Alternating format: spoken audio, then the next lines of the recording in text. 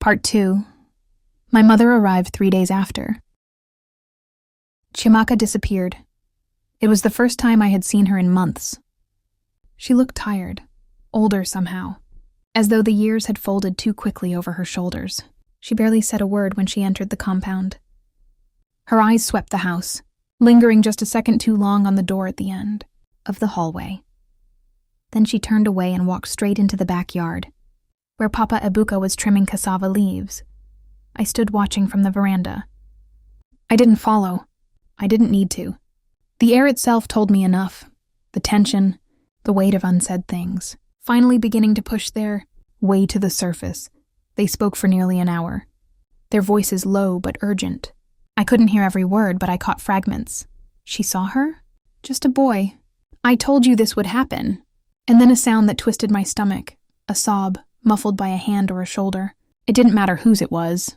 Grief is universal. Later, Mama Adaobi called me into the parlor. She sat on the edge of the couch, staring at the floor as if it held all her regrets. I sat across from her, unsure if I was supposed to speak or wait. Her silence wasn't the angry kind. It was the kind that grows when someone has held something in for too long, and now doesn't know where to begin. Finally, she spoke. "Do you remember the fights?" she asked, voice barely above a whisper. Nodded.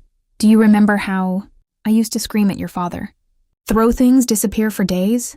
I nodded again, slower this time. She looked up at me. Her eyes weren't angry. They were tired, raw. "It wasn't about him," she said. "Not really. It was about her. Umuaka." She flinched at the name, like it hurt her to hear it. "She wasn't supposed to exist," Mama said. When I first felt her moving inside me, it wasn't like the others. It felt wrong, cold. My mother tried to tell me it was a blessing, that children born during the Oru festival were touched by the river spirits. But I knew. This one was different.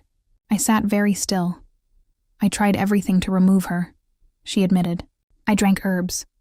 I beat my stomach. I even begged a native priest to curse the womb, but nothing worked. Tears filled her eyes. She didn't wipe them. On the day she came, the sky went dark. Birds flew backward. And when I gave birth and I saw what she was, I stopped being a mother. I became a prisoner of my own fear. I wanted to tell her it was okay. That I understood, but I didn't. I couldn't. Because somewhere inside me I still felt the loss. The shame. She never cried.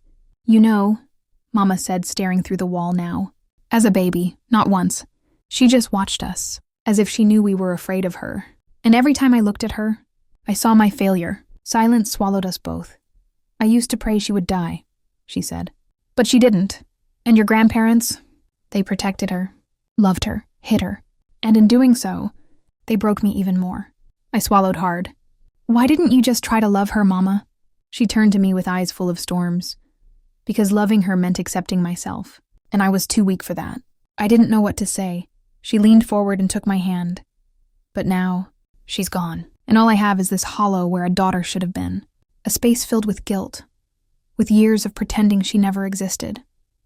I thought I hated her, Obina, but now I know. I hated that I couldn't be her mother.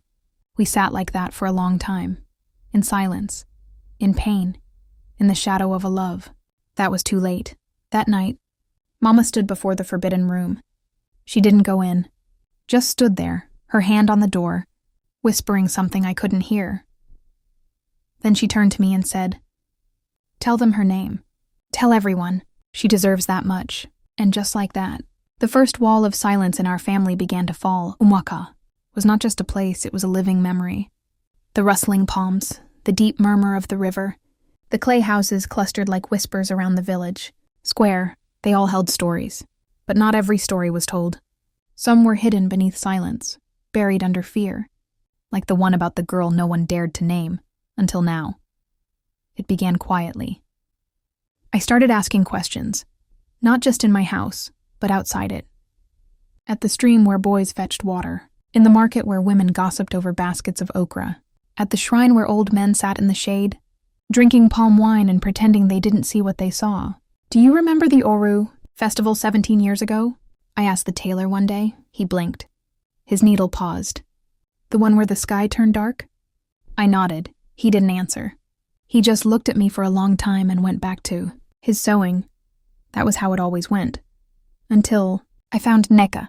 Neka was the oldest woman in Umuaka. Some said she was over 100. She lived in a thatched hut near the edge of the river, where the current grew quiet and slow. People went to her for herbs, blessings, and secrets. And they feared her the way people fear things that speak too closely to the truth. Went alone. She was grinding bitter leaf when I arrived. She didn't look up. "You've come about the snake child," she said. Her voice as thin as smoke. I froze. "She was not cursed," Neka continued. "She was born with the river inside her, a spirit child. One foot in this world, the other in the next." I stepped closer. "Why didn't anyone protect her?" Neka finally looked at me. Her eyes were milky, clouded by age, but sharp with memory. "Because the world fears what it doesn't understand," she said. "When the sky went dark, the elders called it a warning. They made rules, no looking, no touching, no speaking. They buried the truth in silence. And when the child was born, they buried her too, not with earth, with shame, but she was just a girl," I whispered. "She was more than a girl," Neka replied. "She was a mirror, and no one in Umuaka was ready to look." That night, I returned home with a fire in my chest. I sat with Papa Ibuka and Mama Ijoma. My mother stayed silent by the window, her shadow long against the wall. "I want to tell the story," I said. "I want the village to know who she was." Papa looked at me, then at Mama. "You won't find honor there," he said gently. "Only judgment." "I don't want honor," I said. "I want healing," he sighed. "You're still a child." "She wasn't," I replied. "And no one fought for her." Mama's eyes glistened in the firelight. "What will you say?" "The truth," I said. "All of it." And so I did. I wrote it all down. Chiamaka's birth, her hidden life, her glow, her sadness, her songs. I wrote about my mistake, about the door, about the day she disappeared into light.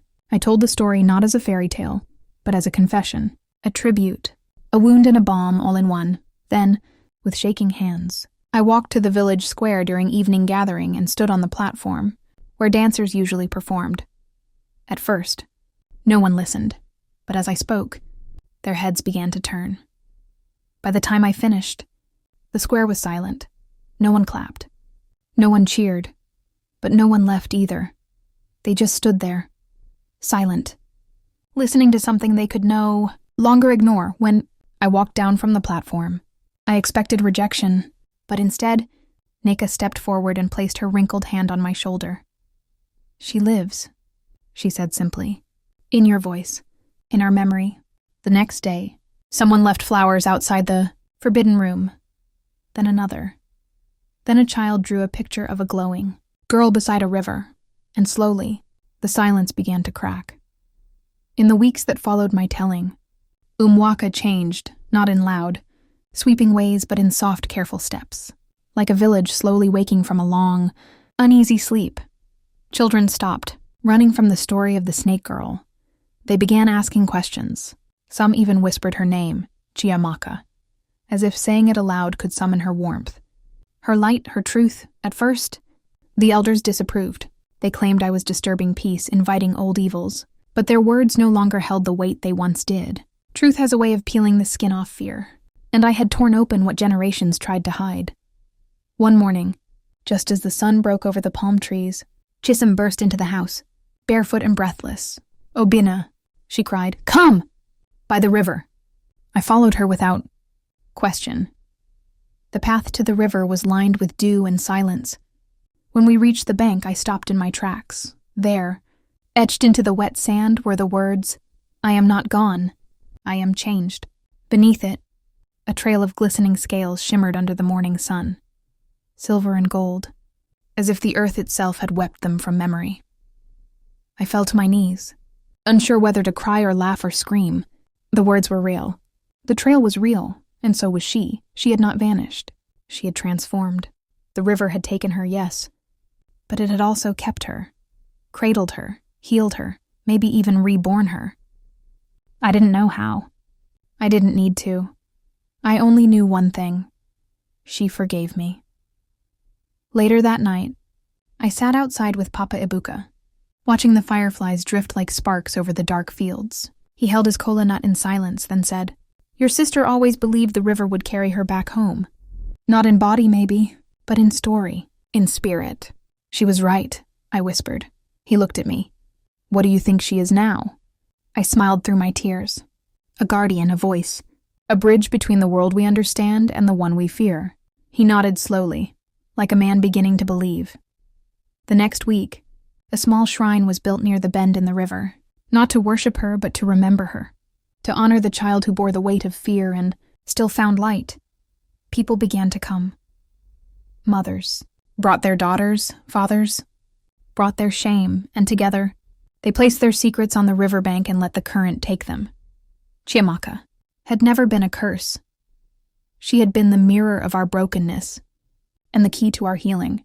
Years passed, and yet the story of Umuaka never faded. Children in Umuaka now grow up hearing her name, not as a whisper of fear, but as a symbol of strength. Her shrine by the river has become a place of quiet reflection. It's where people go not to beg for miracles, but to lay down shame, guilt, and silence. I go there often, sometimes. I sit beneath the udala tree with my journal, writing letters to a sister I only knew in shadows. Other times I just listen, to the rustle of the trees, the soft gurgle of the river, the distant laughter of children. It reminds me of the peace she deserved, and the love we should have given her sooner. My mother changed too, Mama. Adobe no longer hides behind silence. She visits the shrine every Oru festival, placing white hibiscus flowers along the riverbank and whispering stories only she and Umuaka would understand. She no longer punishes herself. She forgives herself. That is the hardest love there is. To love the version of yourself that failed and still say, "I can grow from here." Papa Ibuka and Mama Ijoma grew older with peace in their eyes. They did not speak often of what they had endured, but the way they held hands as they sat outside in the evening told me everything. As for me, I now speak in schools, in other villages, anywhere they will listen. I don't tell tales of monsters. I tell stories of what happens when we refuse to see the beauty in those we label different. I talk about emotional wounds, about the pain of silence, and about the power of choosing truth, even when it hurts. One girl, her name was Umuaka, once asked me, "Why didn't your sister ever come back to you?" I smiled gently. "She did," I said, placing my hand on my heart. "Not in the way I wanted, but in the way I needed. She lives in the way I speak, in the way I see people now. She taught me the difference between fear and reverence. She taught me that healing begins with listening. The snake girl of Umuaka was never a monster. She was love unclaimed. She was the song we were too, afraid to sing, and now her voice carries on the wind. Through every child who walks the riverbank without shame, and every parent who chooses understanding over fear. Umuaka became more than a girl. She became a bridge, a river, a heartbeat. And when my time comes, I will go to her, not with regret, but with gratitude, because it was her, hidden, glowing, rejected, who taught me what the purest kind of love looks like. Love that forgives. Love that sees. Love that heals, and that is how the girl once locked behind. A forbidden door opened. Every heart in a village that had forgotten how to feel. Moral lessons of the snake girl of Umuaka. 1. Fear often hides what we do not understand. Villagers rejected the baby not because of what she did, but because of what she was. Her difference terrified them. This reminds us that fear is often born from ignorance. 2. The power of a mother's choice, despite the fear, despite the shame, the mother still gave birth. Her decision, guided by courage, and her parents' love, set the course of a story that could have ended before it began. 3. Some gifts look like curses at first. The glowing child was seen as a curse, but her presence held something sacred and powerful. In life, what seems like a burden might be a hidden blessing. 4. Secrets don't stay. Buried forever, the hidden child represents all the truths families lock behind closed doors. But pain and power can't stay hidden forever. They rise when the time is right. 5. Love requires sacrifice. The grandparents' choice to protect and raise her in secret was an act of profound love. True love is quiet, sacrificial, and patient even when the world doesn't understand. 6. Fear of the unknown breeds injustice. The story teaches that when people don't understand something, or someone, they often respond with fear, judgment, or rejection. Chiamaka's beauty and uniqueness were seen as threats, not gifts, simply because she was different. This mirrors real-life prejudice and urges us to seek understanding before casting judgment. 7. Silence protects pain, not healing. The family's secrecy and the village's refusal to speak. The truth only deepened the wounds. True healing begins when people stop hiding their pain and start confronting it. This story shows the courage it takes to break generational silence and how transformative that choice can be. 8. Love must be courageous. Obina's journey shows that real love isn't silent, passive, or blind. It asks questions. It breaks rules for the right reasons. It chooses connection over comfort. Love is choosing to see someone fully, even when others look away. Taught healing is a generational gift by telling Chiamaka's story. Obina didn't just honor her, he liberated his family, his village, and himself. The pain of one generation, when acknowledged and addressed, can become the healing of the next. Truth-telling is not just brave, it's sacred. 10. Everyone deserves to be seen. Perhaps the deepest lesson of all is that no one, no matter how different, deserves to be hidden, silenced, or unloved. Chiamaka's story reminds us that to be seen is to be human, and to offer that to someone is the most powerful act of love. The end? Please subscribe to this channel for more stories. Like and share this story with your loved ones.